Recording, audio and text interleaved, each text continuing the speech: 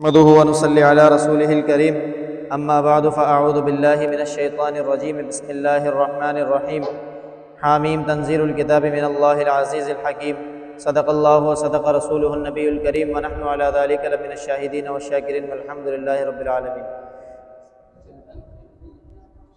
میرے معزز سامعین، آج تراویح میں ہم نے حامیم 26واں سپارہ مکمل پڑھا ہے۔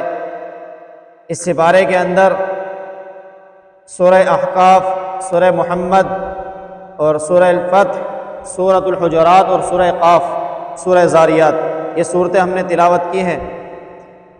اس پہلی صورت کے اندر اللہ رب العزت نے سب سے پہلے حقانیت قرآن کا ثبوت دیا ہے اور اس اعتراض کو رد کیا ہے، اور علی الاعلان ان کو کہا ہے کہ نبی علیہ الصلوۃ والسلام نے دعویٰ کیا کہ اگر تم مجھے یہ کہتے ہو کہ میں نے یہ قرآن گھڑا ہے، اللہ کے یہاں تم میرے کسی چیز کے مالک نہیں ہو، اللہ جو چاہیں گے وہ فیصلہ کر لیں گے، تم صبر کر کے رکھو۔ تو ما خلقنا السماوات والارض وما بینہما الا بالحق، جو زمین اور آسمان اللہ نے پیدا کیے ہیں وہ حق کے ساتھ پیدا کیے ہیں، واجل مسمی، ایک وقت معین تک پیدا کیے ہیں۔ والذین کفروا، اور وہ لوگ جنہوں نے کفر کیا، عما انذروا، ان چیزوں سے جن سے ڈرایا جاتا ہے، یعنی قرآن اور نبی علیہ الصلوۃ والسلام کی رسالت، ان سے اعراض کرنے والے ہیں۔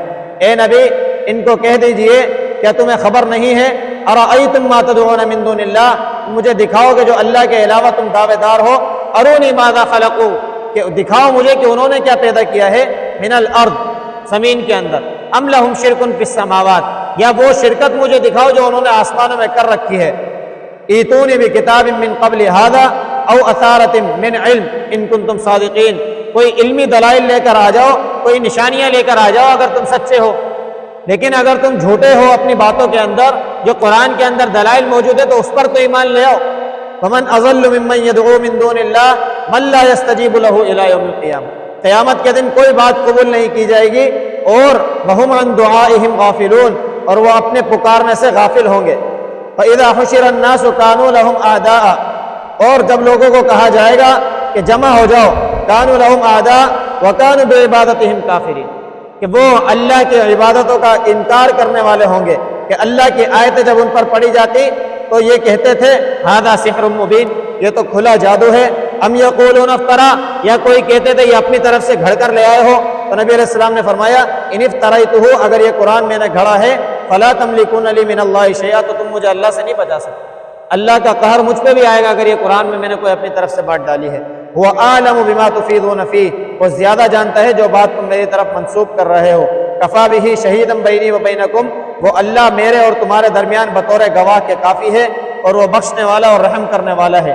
پھر اس کے بعد اللہ رب العزت نے اس صورت کے اندر ڈرایا ہے، وقال الذین کفروا للذین آمنوا، کہ یہ کفر کرنے والے ایمان والوں کو کہتے ہیں لو کان خیرا ما سبقونا الیہ، کہ یہ دین اگر خیر کی کوئی چیز ہوتا نا تو یہ گھٹیا لوگ ایمان نہیں لاتے، یہ کمزور اور فقیر لوگ ایمان نہیں لاتے، بلکہ یہ دین جو ہے کوئی اتنی اہم چیز نہیں ہے کیونکہ ہم اس پر ایمان نہیں لائے، اگر یہ اہم چیز ہوتی تو پہلے ہم اس پر ایمان لاتے۔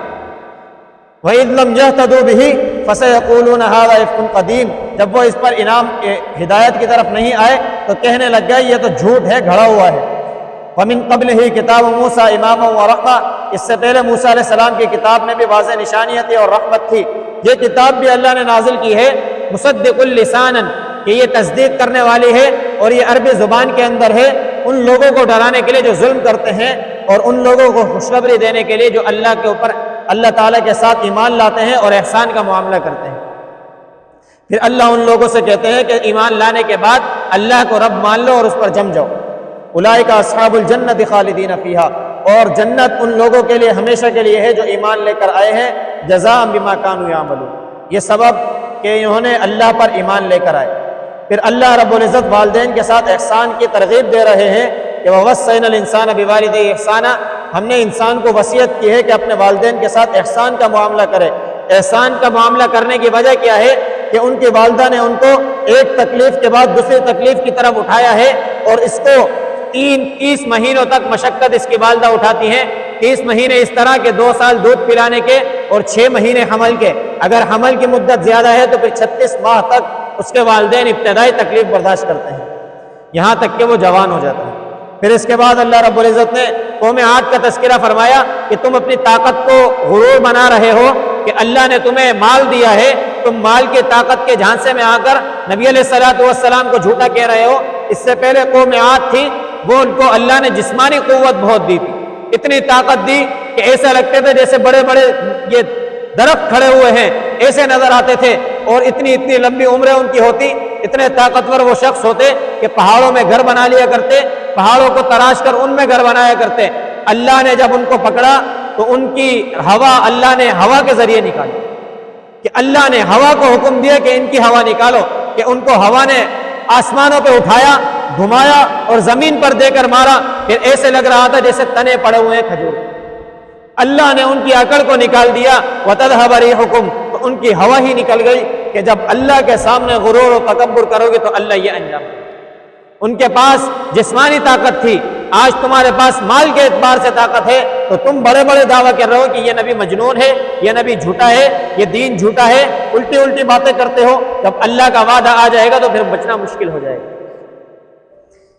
اسی طرح پھر اس کے بعد اللہ رب العزت نے فرمایا وَمَن لَا يُجِبْ داعی اللہ، جو اللہ کے داعی کی دعوت پر قبولیت کا اعلان نہ کرے، فَلَيْسَ بِمُعْجِزٍ فِي الْأَرْضِ، وہ زمین میں عاجز نہیں کرے گا۔ کیا نبی علیہ الصلوۃ والسلام کی نبوت کا انکار کر کے، قرآن کا انکار کر کے انہوں نے عاجز کر دیا؟ ہرگز نہیں، دین پھیل رہا ہے اور قیامت تک پھیلتا رہے گا۔ نبی علیہ الصلوۃ والسلام کے زمانے میں بھی پھیلا، جو آج صلح حدیبیہ ہوئی، فتح مکہ ہوئی، یہ اللہ رب العزت نے مسلمانوں کو بظاہر شکست نظر آئی لیکن اللہ نے غلبہ عطا فرمایا۔ فَلَيْسَ بِمُعْجِزٍ فِي الْأَرْضِ، تم مسلمانوں کو عاجز نہیں کر سکتے۔ اولئک فی ضلال مبین، یہ کھلی گمراہی میں ہیں، یہ سمجھتے ہیں کہ ہم جو کر رہے ہیں اس سے ہم عاجز کر دینے والے ہیں۔ کل قیامت کے دن ان کفار کو آگ پر پیش کیا جائے گا اور کہا جائے گا الیس ھذا بالحق، کہ یہ آگ اب حق نہیں ہے؟ قالوا بلی وربنا، اے ہمارے رب بے شک یہ حق ہے۔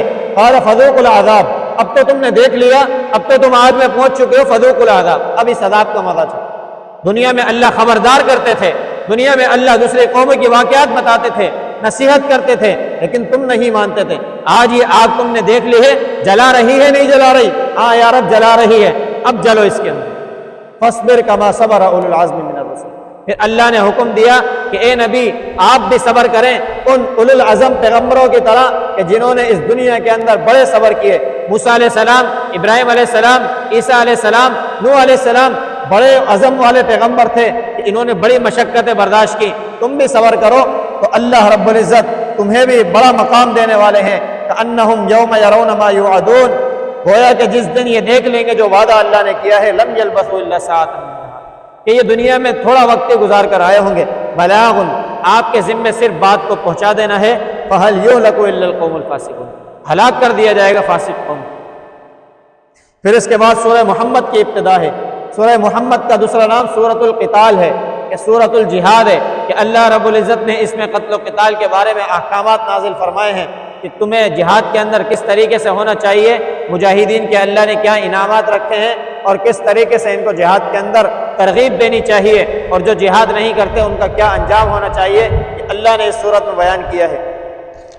اللہ رب العزت فرماتے ہیں والذین آمنوا وعملوا الصالحات، کہ وہ جو ایمان لائے، نیک اعمال کیے اور ایمان لائے ان چیزوں پر بما نزل علی محمد، جو محمد صلی اللہ علیہ وسلم پر نازل کی گئی، وہو الحق من ربہم، اور یہ کہتے ہیں کہ یہ سب ان کے رب کی طرف سے حق ہے۔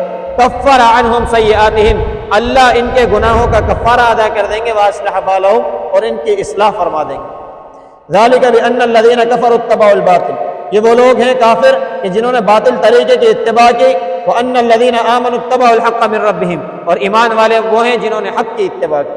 كَذَلِكَ يَضْرِبُ اللَّهُ، اسی طریقے سے اللہ لوگوں کو مثالیں دیتے ہیں بات سمجھانے کے لیے۔ اور جب تم کافروں سے مقابلہ کرو تو فَضْرِبُ الرِّقَابَ، تو ان کی گردنوں کو اڑا دو، حَتَّىٰ إِذَا أَثْخَنْتُمُوهُمْ فَشُدُّوا الْوَثَاقَ، اگر تم ان کو پکڑ لو تو ان کو قیدی بنا لو، فَإِمَّا مَنًّا بَعْدُ وَإِمَّا فِدَاءً، اب یا تو اس کے بعد احسان کر کے چھوڑ دو یا ان سے فدیہ لے لو، حَتَّىٰ تَضَعَ الْحَرْبُ أَوْزَارَهَا ذَلِكَ وَلَوْ يَشَاءُ اللَّهُ لَانتَصَرَ مِنْهُمْ وَلَٰكِن لِّيَبْلُوَ بَعْضَكُم بِبَعْضٍ، یہ غنیمت اللہ رب العزت آزمائش کے لیے دیتے ہیں۔ وَالَّذِينَ قُتِلُوا فِي سَبِيلِ اللَّهِ، اور جو لوگ اللہ کی راہ میں قتل کر دیے گئے، فَلَن يُضِلَّ أَعْمَالَهُمْ، ان کے اعمال غارت نہیں ہوں گے بلکہ اللہ ان کو اجر عطا فرمائیں گے۔ سَيَهْدِيهِمْ وَيُصْلِحُ بَالَهُمْ، اللہ رب العزت ان کی رہنمائی بھی کریں گے اور ان کی شان بھی درست کر دیں گے، اور اللہ ان کو جنتوں میں داخل کر دیں گے۔ عرفہا لہم، جس کے نشانیوں کو تم جانتے ہو کہ یا ایھا الذین آمنوا ان تنصروا اللہ ینصرکم ویثبت اقدامکم، کہ اللہ نے پہلے مسلمانوں کی مدد نہیں کی، اللہ نے پہلے بھی مدد کی، اللہ نے پہلے بھی مسلمانوں کو ثابت قدم کیا، اللہ اب بھی مدد کرنے کو تیار ہے۔ افلم یسیروا فی الارض، کیا تم زمین میں سیر نہیں کرتے کہ دیکھو ان لوگوں کا انجام جنہوں نے اللہ کے پیغمبروں کو جھٹلایا ہے۔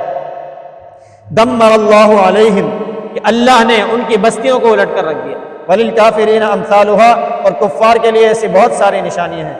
اور اس کے برعکس وہ لوگ جو ایمان لائے، اللہ رب العزت ان کو جنتوں میں داخل کریں گے کہ جن کے نیچے نہریں بہہ رہی ہیں، اور اللہ رب العزت ان لوگوں کو چوپائے عطا فرمائیں گے، اللہ ان کو نعمتیں عطا فرمائیں گے، اور اسی طریقے سے اللہ رب العزت ان کو نہریں عطا فرمائیں گے۔ 4 قسم کی نہروں کا اللہ نے یہاں ذکر فرمایا کہ وہ جنت جن کا متقیوں سے وعدہ کیا گیا ہے، وہ نہر ایسی ہوگی کہ ایسا صاف شفاف پانی ہوگا کہ پی لینے کے بعد کبھی پیاس نہیں لگے گی۔ وَأَنْهَارٌ مِّن لَبَنٍ لَّمْ يَتَغَيَّرْ طَعْمُهُ، کہ ایسا دودھ ہوگا کہ جس کا ذائقہ تبدیل نہیں ہوگا۔ وَأَنْهَارٌ مِّن خَمْرٍ لَّذَّةٍ لِّلشَّارِبِينَ، ایسی شراب کی نہریں ہوں گی کہ جن کو پی لینے کے بعد دماغ بہکے گا نہیں۔ وَأَنْهَارٌ مِّنْ عَسَلٍ مُّصَفًّى، اور خالص شہد کی نہریں بہ رہی ہوں۔ یہ انعامات ہیں ان لوگوں کے لیے جنہوں نے نیک اعمال کیے۔ اور وہ لوگ جنہوں نے اللہ کی آیتوں کا انکار کیا، یتمتعون، دنیا میں فائدے اٹھائے، ویأکلون، اور دنیا میں مزے کیے، کما تأکل الانعام، جیسے کہ چوپائے کھاتے تھے۔ والنار مثوی لہم، ان کا ٹھکانہ جہنم ہے، یہ جہنم کے اندر ہمیشہ ہمیشہ رہیں گے۔ پھر اس کے بعد اس صورت کے اندر اس بات کی طرف اشارہ دلایا کہ افلا یتدبرون القرآن، کیا تم قرآن میں غور و فکر نہیں کرتے؟ ام علی قلوب اقفالها، کیا تمہارے دلوں پر تالے لگے ہوئے ہیں؟ کیا تمہارے دل اللہ کے ذکر کو سمجھنے کے لیے بند ہو چکے ہیں؟ کیا تمہیں اللہ کی بات سمجھ نہیں آتی؟ اللہ کے دلائل واضح ہیں، نشانیاں واضح ہیں، یہ قرآن یہ علمی دلائل ہے، اور اللہ کے دین کے نفاذ یہ عملی دلائل ہیں کہ اللہ نے دین اسلام کو اس دنیا میں نافذ کر کے دکھایا۔ اگر تم اللہ کے کلمے کے ساتھ رہو گے، اس کو بلند کرنے کی کوشش کرو گے، تب تو بہت اچھی بات ہے۔ واللہ الغنی، اللہ غنی ہے، وانتم فقراء، تم اللہ کے محتاج ہو۔ اگر تم اس بات کو تسلیم نہیں کرتے تو اللہ رب العزت کے لیے کوئی بعید نہیں، تتولوا یستبدل قوما غیرکم، اگر تم اللہ کے حکم پر عمل نہیں کرو گے، اللہ تم کو گم کر دے گا، اللہ ختم کر دے گا، اللہ دوسری قوم لے کر آئے گا جو اللہ کے حکم پر عمل کرنے والا۔ اللہ کے حکم پر عمل کرنا یہ ہمارے لیے نجات ہے، ہمارے لیے فائدہ ہے، ہمیں بلند مقام پر پہنچائے گی، ہمارے ایمان سے اللہ کو کوئی فائدہ نہیں ہوگا۔ اور اس کے بعد سورہ فتح کی ابتدا ہے۔ سورہ فتح یہ وہ صورت ہے کہ نبی علیہ الصلوۃ والسلام کو اس سے پہلے ایک خواب دکھایا گیا، اس کا تذکرہ بھی اس صورت کے اندر موجود ہے کہ نبی علیہ الصلوۃ والسلام ہجرت مدینہ کی طرف ہجرت کیے ہوئے 6 سال ہوئے، تو نبی علیہ الصلوۃ والسلام کو اللہ رب العزت نے خواب دکھایا کہ آپ صحابہ کے ساتھ عمرے کی ادائیگی کے لیے مکہ المکرمہ میں داخل ہو رہے ہیں۔ تو نبی علیہ الصلوۃ والسلام کا خواب نبی کا خواب تھا، اور نبی کا خواب وحی ہوتا ہے اور حق ہوتا ہے۔ تو نبی علیہ الصلوۃ والسلام نے اس خواب کو پورا کرنے کے لیے صحابہ کو خواب بتا کر اپنے ساتھ مکے کی طرف روانہ ہوئے، تو 1400 صحابہ اکرام نبی علیہ الصلوۃ والسلام کے ساتھ شریک ہوئے۔ جب وہ وہاں مکے پہنچنے والے تھے تو کفار نے نبی علیہ الصلوۃ والسلام کے ساتھ جنگ کی تیاری کر لی، اور وہاں اسلحہ تیار کر لیا، اور اپنے مجاہدین کو کھڑا کر دیا کہ مسلمان آ رہے ہیں، ان سے تلواروں کا مقابلہ کرنا ہے اور ان کو شکست دے کر واپس بھیجنا۔ جب نبی علیہ الصلوۃ والسلام کو یہ بات پتہ لگی تو نبی علیہ الصلوۃ والسلام نے حضرت عثمان ذو النورین رضی اللہ تعالی عنہ کو ان کی طرف قاصد بنا کر بھیجا کہ آپ ان کو بتائیں کہ ہمارا جنگ کا کوئی ارادہ نہیں ہے، بلکہ ہم تو اپنے وقت کے نبی کے خواب کو پورا کرنے کے لیے عمرے کی ادائیگی اور زیارت کے لیے آ رہے ہیں۔ تو یہ خبر پھیل گئی کہ حضرت عثمان رضی اللہ تعالی عنہ کو ان لوگوں نے شہید کر دیا۔ نبی علیہ الصلوۃ والسلام نے سارے صحابہ کو جمع کیا، ایک درخت کے نیچے بیٹھ کر ایک ہاتھ رکھا اور کہا کہ یہ عثمان کا ہاتھ ہے، اور پھر تمام صحابہ سے بیعت لی، اس کو بیعت رضوان کہا جاتا ہے۔ اور اللہ رب العزت نے کہا ان الذین یبایعونک انما یبایعون اللہ، آپ جب اس درخت کے نیچے بیٹھ کر بیعت کر رہے تھے تو گویا اللہ کے ہاتھ پر بیعت، ید اللہ فوق ایدیہم، ان ہاتھوں کے اوپر اللہ کا ہاتھ تھا۔ پھر یہ بیعت رضوان کے بعد جب صحابہ کو پتہ لگا کہ بھائی حضرت عثمان رضی اللہ تعالی عنہ کو شہید نہیں کیا گیا بلکہ ان کو قیدی بنا لیا گیا ہے، اور صحابہ اس بات پر ڈٹ گئے تھے کہ جب تک کہ حضرت عثمان کو ساتھ نہیں لے کر جائیں گے، چاہے ہم میں سے ہر ایک کو شہید کر دیا جائے، ہم یہاں سے ایسے نہیں جائیں۔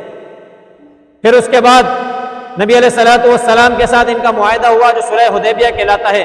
اس معاہدے کے اندر انہوں نے ایسے شرائط رکھے جہاں اسلام کو گویا کہ مغلوب کرنے کی سازش تھی، لیکن اللہ رب العزت نے ان لوگوں کی اس سازش کے اندر سے اسلام کو غلبہ عطا فرمایا کہ جس وقت نبی علیہ الصلوۃ والسلام آئے، 1400 صحابہ لے کر آئے، اور جب 1.5 سال 18 مہینے یا 20 مہینے گزرے تھے کہ جب انہوں نے مخالفت کی، نبی علیہ الصلوۃ والسلام کے حلیف بنو خزاعہ کو انہوں نے بنو قریش نے اپنے بنو بکر کے ساتھ مل کر تکلیف پہنچائی اور ان سے جہاد کیا، ان کو ہرا دیا اور ان کو جلا وطن کر دیا، تو نبی علیہ الصلوۃ والسلام نے بدلہ لینے کے لیے اپنے صحابہ کو جمع کیا اور کہا کہ بس اب کفار سے مقابلہ کرنا ہے، ان سے جنگ کرنی ہے، اللہ کا حکم آ گیا ہے، اور بظاہر یہ فتح مبین ہے کہ اللہ رب العزت نے ہمیں ایسی فتح عطا کرنی ہے کہ اس کے بعد اسلام کے اندر مسلمان جوک در جوک داخل ہونا شروع ہو جائیں گے۔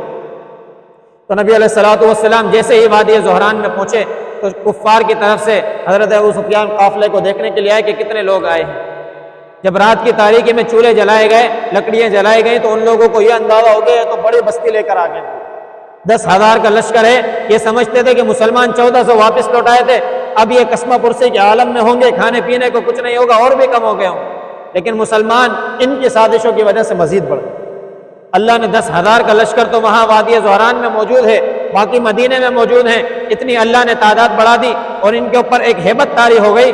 ابو سفیان کو بھی گرفتار کر لیا گیا اور ابو سفیان بھی رات ہی رات ایمان لے کر آ گئے، اور نبی علیہ الصلوۃ والسلام نے صحابہ کو کہا کہ 4 جگہ مسلمانوں کو جو بھی ان 4 جگہوں پر پناہ لے لے گا اس کو قتل نہیں کرنا، حرم میں کوئی پناہ لے لے، ابو سفیان کے گھر میں پناہ لے لے، کوئی ہتھیار ڈال دے، کوئی اپنے گھر بند کر لے، ان 4 قسم کے لوگوں کے ساتھ کوئی قتل و قتال نہیں۔ گویا نبی علیہ الصلوۃ والسلام اس بات کا درس دے رہے تھے کہ بغیر خون کے اس جنگ کو فتح کرو، اور یہی ہوا کہ بغیر خون کے ان کفار کے اوپر غلبہ عطا فرمایا اللہ رب العزت نے، اور کفار کو نبی علیہ الصلوۃ والسلام نے بغیر کسی قید اور بند کے آزاد فرما دیا کہ آج تم آزاد ہو، کوئی غلام نہیں بنا۔ جن گھروں میں تم رہتے ہو تم ان کے مالک، جن مہاجرین کے گھروں پہ تم نے قبضہ کیا تھا مسلمانوں کو مکہ سے نکال دیا، ان گھروں کے بھی تم مالک، تمہیں تمہارے گھر مبارک، لیکن اسلام آزاد ہے۔ پھر مکہ المکرمہ کے اندر جو خانہ کعبہ کی جو چابی تھی وہ حضرت عثمان بن طلحہ کو واپس کی گئی کہ آپ اس کے اہل ہیں، حالانکہ بڑے بڑے کبار صحابہ اکرام اس بات کی طرف توجہ کر رہے تھے کہ یہ چابی ہمیں دی جائے۔ حضرت علی، حضرت ابو بکر اور دیگر صحابہ تھے کہ جو چاہتے تھے کہ کعبہ کا مجاور اب ہمیں بنا دیا جائے، لیکن نبی علیہ الصلوۃ والسلام نے امانت کے اندر خیانت نہیں، وہ چابی انہی کو لوٹائی کہ عثمان بن طلحہ کے خاندان میں آج تک وہ خانہ کعبہ کی چابی چلتی ہے۔ پھر یہ ہے اسلام کہ جس کو اللہ رب العزت نے فتح عطا فرمائی جہاں کفار دبانے کی کوشش کر رہے تھے۔ یہی اسلام مسلمانوں کو درس دے رہا ہے کہ اگر بظاہر تمہیں نظر آ رہا ہے کہ تمہیں مغلوب کر دیا گیا، تمہیں دبا دیا گیا، تمہاری آواز کو دبا دیا گیا، لیکن اللہ ایک وقت آئے گا کہ یہ قرآن کا نظام غالب ہو کر رہے گا۔ هو الذی ارسل رسولہ بالہدی ودین الحق، اللہ ہے جس نے اپنے پیغمبر کو بھیجا ہدایت کے ساتھ، دین حق کے ساتھ، لیظہرہ علی الدین کلہ، تمام ادیان پر غالب کرنے کے۔ یہ دینی دلائل کے ساتھ تو اسلام غالب ہے کہ اس قرآن کے مقابلے میں کوئی نہیں آ سکتا، آج تک ایک حرف کوئی نہیں بنا کر لا سکا۔ ایک وقت آئے گا کہ اللہ پوری دنیا میں اسلام کا نظام میں نافذ کر کے دکھائے گا انشاءاللہ، اور یہ وہ وقت ہوگا کہ امام مہدی ہوں گے، اللہ رب العزت اس دنیا پر حضرت عیسیٰ علیہ السلام بھی ہوں گے، اس دنیا پر اسلام کا پرچم لہرائے گا، اور قیامت تب قائم ہوگی جب ایک بھی کلمہ گو اس دنیا میں نہیں۔ اسلام تو نافذ ہونے کے لیے آیا ہے، جب اسلام نہیں ہوگا تو اللہ کو اس دنیا کی بھی ضرورت نہیں ہوگی، پھر اس دنیا کے اوپر قیامت برپا۔ پھر اللہ رب العزت نے صحابہ اکرام رضوان اللہ تعالی علیہ مجمعین کی تعریف فرمائی کہ صحابہ اکرام ایسے ہیں کہ نبی علیہ الصلوۃ والسلام کے ساتھ جو ہیں محمد الرسول اللہ، یہ اللہ کے رسول ہیں، والذین معہ، اور جو ان کے ساتھ ہیں اشداء علی الکفار، کفار پر بڑے سخت ہیں، رحماء بینہم، آپس میں رحم دل ہیں، سیماہم فی وجوہہم من اثر السجود، ان کے پیشانیوں پر راتوں کو سجدے کرنے کے نشانات موجود ہیں کہ یہ اللہ کے بارگاہ میں پڑے رہتے ہیں ساری ساری رات۔ اور پھر ان سے وعدہ فرمایا وعد اللہ الذین آمنوا وعملوا الصالحات، اللہ نے وعدہ فرمایا ان لوگوں سے جو ایمان لے آئے، نیک اعمال کیے، کہ ان کے لیے مغفرت بھی ہے، اللہ ان کی مغفرت بھی فرمائیں گے، اور ان کے لیے اجر عظیم بھی ہے، اللہ رب العزت کل قیامت کے دن ان کو اجر عظیم بھی عطا فرمائیں گے۔ اور پھر اس کے بعد سورہ حجرات کی ابتدا ہے۔ سورہ حجرات کو سورۃ الادب بھی کہا جاتا ہے کہ اس میں وہ ادب سکھائے گئے کہ اسلامی معاشرے کے اندر کس طریقے سے تمہیں رہنا چاہیے۔ کہ نبی علیہ الصلوۃ والسلام کے پاس کچھ بدبو آئے دیہات سے، وہ نبی علیہ الصلوۃ والسلام کو باہر حجرے کے کھڑے ہو کر پکار رہے، یا محمدہ یا محمدہ۔ تو اللہ رب العزت نے یہ آیت اتاری کہ تمہیں کس بات کا تمہیں جلدی ہے، تمہیں ادب نہیں ہے کہ تم کس کو پکار رہے ہو۔ لا ترفعوا اصواتکم فوق صوت النبی، نبی کی آواز کے اوپر اپنی آواز کو بلند نہ کرو، بلکہ اللہ کا خوف اختیار کرو۔ ایسا نہ ہو کہ تمہارے اعمال غارت ہو جائے، تمہیں خبر بھی نہیں، ان تحبط اعمالکم، کہ تم نبی کو ایسے پکارتے ہو کہ تمہیں پتہ ہی نہیں ہے کس شخصیت کو تم پکار رہے ہو۔ نبی علیہ الصلوۃ والسلام کو ان کی کنیت سے پکارو، یا رسول اللہ، اس طریقے سے پکارو، نبی علیہ السلام کو پکارو نبی اللہ، اے اللہ کے نبی، لیکن پست آواز رکھو۔ اور دوسرے نمبر پر جب تک کہ نبی علیہ الصلوۃ والسلام اپنی بات کہہ کر خاموش نہ ہو جائیں، ان کے سامنے اپنا فیصلہ نہ رکھو۔ جب تک کہ ان کا فیصلہ نہ سن لو، اپنی بات ان کے سامنے نہ رکھو۔ جب تک وہ اپنی بات پوری نہ کر لیں، ان کے سامنے نہ بولو۔ یہ وہ مجلس کے آداب ہے جو ہمیں آج بھی اختیار کرنا چاہیے۔ پھر اس کے بعد فرمایا گیا کہ یا ایھا الذین آمنوا ان جاءکم فاسق بنبأ فتبینوا، تمہارے پاس کوئی خبر لے کر آ جائے فاسق فاجر آدمی، تو اس کی تصدیق کر لیا۔ اس وقت کوئی خبر لے کر آیا کہ مسلمانوں کی طرف چڑھائی کی جا رہی ہے اور اس کی بعض حضرات نے تصدیق نہیں کی، اور ایسے ہی نبی علیہ الصلوۃ والسلام کو بتا دیا گیا۔ جب خبر کی تصدیق کی گئی تو معاملہ اس طرح نہیں تھا، بلکہ معاملہ الٹ۔ تو نبی علیہ الصلوۃ والسلام کو اللہ نے حکم دیا کہ جب بھی تمہارے پاس کوئی بندہ خبر لے کر آئے، کوئی فاسق فاجر آدمی خبر لے کر آئے، تو اس کی تصدیق ضرور کرو، بغیر تصدیق کے اپنے آگے سے بات نہیں کرو۔ کفیٰ بالمرء کذبا ان یحدث بکل ما سمع، نبی علیہ السلام نے فرمایا انسان کے جھوٹا ہونے کے لیے یہ بات کافی ہے کہ وہ کوئی بات سنے اور آگے پہنچائے، بلکہ اس کو چاہیے کہ تصدیق کرے۔ وَإِن طَائِفَتَانِ مِنَ الْمُؤْمِنِينَ اقْتَتَلُوا فَأَصْلِحُوا بَيْنَهُمَا، اور اگر مسلمانوں کے دو گروہ آپس میں لڑ جائیں تو مسلمانوں کو چاہیے کہ ان کے درمیان صلح کرائیں۔ فَإِن بَغَتْ إِحْدَاهُمَا عَلَى الْأُخْرَى فَقَاتِلُوا الَّتِي تَبْغِي حَتَّى تَفِيَ إِلَىٰ أَمْرِ اللَّهِ، کہ اگر کوئی سرکشی کرتا ہے تو اس کے خلاف کرو، لیکن مسلمان جہاں تک ہیں، مسلمانوں کی بات جہاں تک ہے، انما المؤمنون اخوہ، مسلمان آپس میں سارے کے سارے بھائی ہیں۔ فاصلحوا بین اخویکم، حقیقتاً ان کے درمیان صلح کرانے کی کوشش کرو، شاید اللہ رب العزت یقینی طور پہ تمہارے اندر رحم پیدا کر دیں گے، اللہ تم پر رحم کریں گے۔ واتقوا اللہ، اس معاملات کے اندر تہمیں نہ لگا کرو، بلکہ اللہ کا خوف اختیار کرتے ہوئے صلح کرا دیا۔ ایسا نہیں سمجھا کرو کہ دو کے درمیان تفریق ہو گئی ہے تو اب دونوں سے فائدہ لینے کے لیے اس کو کچھ کہہ رہے ہو، اس کو کچھ کہہ رہے، بلکہ ایسی بات کہو کہ ان کے درمیان صلح ہو جائے۔ یہاں تک فرمایا گیا کہ اگر کسی کے درمیان صلح کرانے کے لیے جھوٹ کہا جائے تو وہ جھوٹ نہیں ہوتا۔ شیخ سعدی رحمۃ اللہ علیہ اپنی کتاب میں فرماتے ہیں کہ آمیزش کیا ہوا جھوٹ نہیں ہوتا، یعنی جس جھوٹ کے اندر ایسی بات ملائی جائے کہ وہ دو کے درمیان صلح کرا دے۔ مثال کے طور پر کوئی شخص کہے کہ بھئی فلاں آدمی تو آپ کے بارے میں بڑا اچھا تذکرہ کر رہا تھا، حالانکہ وہ تذکرہ نہیں کر رہا تھا، لیکن جب اس کو پتہ لگا کہ میرے بارے میں اچھا تذکرہ کر رہا تھا تو یہ فوراً سے اس کے پاس گیا اور گلے لگ گیا کہ آپ میرے بارے میں اچھی بات کریں۔ تو یہ جھوٹ نہیں ہوتے، بلکہ یہ اصلاح اور فساد کو ختم کرنے والے ہوتے۔ پھر اس کے بعد فرمایا گیا کہ یا ایھا الذین آمنوا، یہ ایمان والو، ایک دوسرے کے ساتھ جو ہے برے غلط گمان نہ کرو۔ اجتنبوا کثیرا من الظن، کہ برے گمان نہ کرو۔ ان بعض الظن اثم، یہاں دو ترجمے کیے جا سکتے ہیں، ایک تو یہ بعض گمان آپ صحیح بھی کر لیتے ہیں، بعض گمان غلط بھی ہوتا ہے، یا بعض کا ترجمہ یہاں کیا جائے تھوڑی سی بدگمانی بھی کفر ہے۔ ان بعض الظن اثم، تھوڑی سی بدگمانی بھی کسی کے متعلق کی جا رہی ہے تو یہ گناہ ہے۔ کسی کو کسی جگہ سے سینما کے پاس سے، کسی اڈے کے پاس سے گزرتے ہوئے دیکھا اور اس کے خلاف اپنے ذہن میں پلاننگ کر لی کہ یہ غلط کام کر کے نکلا، جبکہ وہ بھلے ہی وہاں دین کی دعوت دینے گیا۔ تو اس کے لیے یہاں ہماری شریعت یہ بتاتی ہے کہ جس انسان کے لیے آپ کے پاس 100 موقع ہوں، 100 موقعوں میں سے 99 غلط ہوں اور ایک صحیح ہو، تو آپ اس مسلمان کے معاملے کو صحیح کرنے کی کوشش کریں کہ یہ صحیح کرنے کے لیے گیا ہوگا، اصلاح کی نیت سے گیا ہوگا۔ آج ہمارے معاشرے کے اندر 99 چھوڑ کر اس کی ایک برائی کو دیکھتے ہیں کہ اس کے اندر کیا برائی ہے، اس کو اجاگر کرنے کی کوشش کریں۔ تو اللہ رب العزت فرما رہے ہیں کہ تم لوگ دوسروں کا مذاق آپس میں نہ اڑاؤ۔ عورتوں کو الگ مخاطب کیا کہ تم مخاطب عورتوں کو کر کے فرمایا کہ عورتیں بھی آپس میں ایک دوسرے کا مذاق کرو۔ ولا تلمزوا انفسکم، اور ایک دوسرے کو برے القاب نہ دو۔ ولا تنابزوا بالالقاب، اور ایک دوسرے کی تان و تشنی نہ کرو کہ ایک دوسرے کے اوپر تانا مار رہے ہو، تم یہ کرتے ہو، تم وہ کرتے ہو۔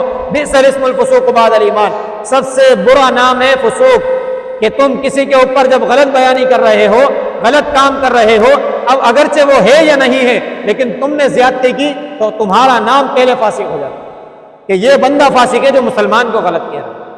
وَمَن لَّمْ يَتُبْ فَأُولَٰئِكَ هُمُ الظَّالِمُونَ، جو یہ کر رہا ہے اور توبہ نہیں کرتا تو وہ ظالم ہو گا۔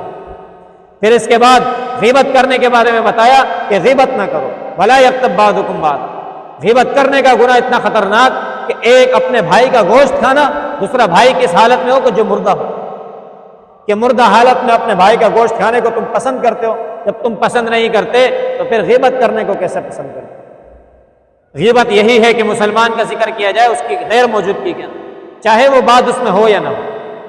اور اس کے بعد ان کفار کا ذکر کیا گیا، ان منافقین کا ذکر کیا گیا جو اسلام لانے کے بعد کہتے تھے کہ ہماری وجہ سے اسلام کو طاقت ملی ہے۔ اللہ فرماتے ہیں یمنون علیک ان اسلموا، یہ آپ پر احسان کرتے ہیں کہ ہم اسلام لے آئے۔ قل لا تمنوا علی اسلام، اسلام پر احسان نہیں کرو، اللہ کو تمہاری ضرورت نہیں ہے۔ بل اللہ یمن علیکم ان ہداکم، بلکہ اللہ نے تم پر احسان کیا ہے کہ اللہ نے تمہیں ہدایت دی۔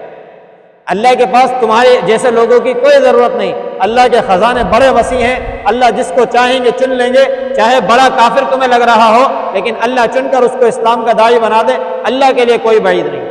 اگر تم حق کی دعوت کو چھوڑو گے ہو سکتا ہے اللہ تمہیں بدل دے۔ تو لہٰذا اللہ کی ہدایت کو بڑی غنیمت سمجھیں اور اس کو اپنے لیے نعمت تصور کرتے ہوئے اللہ کے آگے سجدہ ریز ہوں۔ ایسا نہ کریں کہ اسلام کو تمہاری وجہ سے تقویت ملی، اسلام میری وجہ سے نافذ ہو رہا ہے، ایسا کوئی نہیں ہے، بلکہ اللہ نے تم پر رہنمائی کی، اللہ نے تمہارے لیے ہدایت کا بندوبست فرمایا کہ تم اسلام لے آؤ۔ پھر اس کے بعد سورہ قاف کی ابتدا ہے۔ سورہ قاف، اس کی فضیلت یہ ہے کہ نبی علیہ الصلوۃ والسلام اس کو عید کی نماز میں، جمعوں کی نماز میں تلاوت کیا کرتے، اور اس کے اندر بے شمار احکامات نازل ہوئے ہیں۔ اور اس کے اندر سب سے پہلے اللہ نے قرآن کی قسم کھا کر کہا کہ ان کو تعجب ہوتا ہے کہ ہم نے انہی میں سے ڈرانے والا بھیج دیا، اور ان کو تعجب ہوتا ہے کہ یہ تو بڑی عجیب چیز ہے کہ ہم دوبارہ اٹھا لیے جائیں گے، ہم مٹی ہو جائیں گے پھر ہم زندہ کر دیے جائیں گے، جبکہ اللہ فرماتے ہیں مٹی بھی ہماری، پانی بھی ہماری، ہوا بھی ہمارا، سب ہمارا ہے۔ جب سب چیزیں ہماری ہیں کہ عارضی طور پر تمہیں دی ہوئی، ہم جب حکم کریں گے ساری چیزیں جمع ہو جائیں۔ افعینا بالخلق الاول بل هم فی لبس من خلق جدید، کل قیامت کے دن تم ایک نئی خلقت کے اندر اللہ کے سامنے کھڑے ہوئے ہوگے جب تمہیں احساس ہوگا کہ ہم کیا دنیا میں کر آئے۔ اللہ فرماتے ہیں کہ اللہ رب العزت نے انسان کو پیدا کیا اور اللہ جانتے ہیں جو کچھ وسوسے اس کے نفس کے اندر آتے ہیں، ہم اس کی شہرت سے زیادہ قریب ہیں۔ جب دو ملاقات کرنے والے ملتے ہیں، عن الیمین وعن الشمال قعید ما یلفظ من قول الا لدیہ رقیب عتید، جب دو بندے بات کرتے ہیں تو اللہ فرماتے ہیں ہماری طرف سے لکھنے والے نگران لکھ لیتے ہیں۔ وجاءت سکرۃ الموت بالحق ذلک ما کنت منہ تحید، جب موت کا وقت آ جائے گا تو ان کو ان کے اعمال دکھا دیے جائیں گے۔ ونفخ فی الصور، سور میں پھونکا جائے گا اور یہ وعدے کا دن ہوگا اور ہر نفس ہکایا جائے گا اور وہ گواہ ہوگا اپنے اوپر، لقد کنت فی غفلۃ من ھذا، وہ اس سے پہلے غفلت میں پڑے ہوئے تھے۔ فکشفنا عنک غطاءک، اللہ نے آج تمہاری آنکھوں سے غفلت کے ڈھکن کو ہٹا دیا ہے۔ فبصرک الیوم حدید، آج تمہاری آنکھیں لوہے کی مانند تیز ہیں، آج دیکھو اپنے انجام۔ پھر اس کے بعد اللہ رب العزت فرماتے ہیں کہ مناع للخیر معتد مریب، کہ خیر سے منع کرنے والوں کے لیے معتد مریب، جو شک میں پڑے ہوئے تھے کہ الذی جعل مع اللہ الہا آخر، جنہوں نے اللہ کے ساتھ دوسرے معبود بنائے، فالقیاہ فی العذاب الشدید، آج ان کو شدید عذاب میں ڈال دیا جائے۔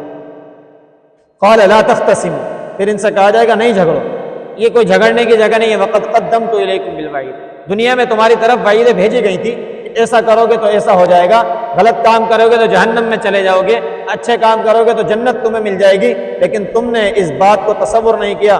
ما یبدل القول لدی وما انا بظلام للعبید، ہماری بات تبدیل نہیں ہوتی، ہم ظلم نہیں کرتے، جو فیصلہ کر دیا گیا۔ نیک لوگوں کو نیک اعمال نیک جگہ ملے گی، برے لوگوں کو برے اعمال اور بری جگہ ملے گی۔ آج کے دن ہمارے فیصلوں میں کوئی رد و بدل نہیں کیا جائے گا۔ پھر یوم نقول لجہنم، جس دن جہنم سے کہا جائے گا حل امتلأت، کیا اچھی طرح بھر گئی ہو؟ وتقول حل من مزید، وہ کہے گی یا اللہ اور، یا اللہ اور، ابھی تو بہت جگہ پڑی ہے۔ وازلفت الجنۃ للمتقین غیر بعید، اور جنت کو متقیوں کے لیے قریب کر دیا جائے گا۔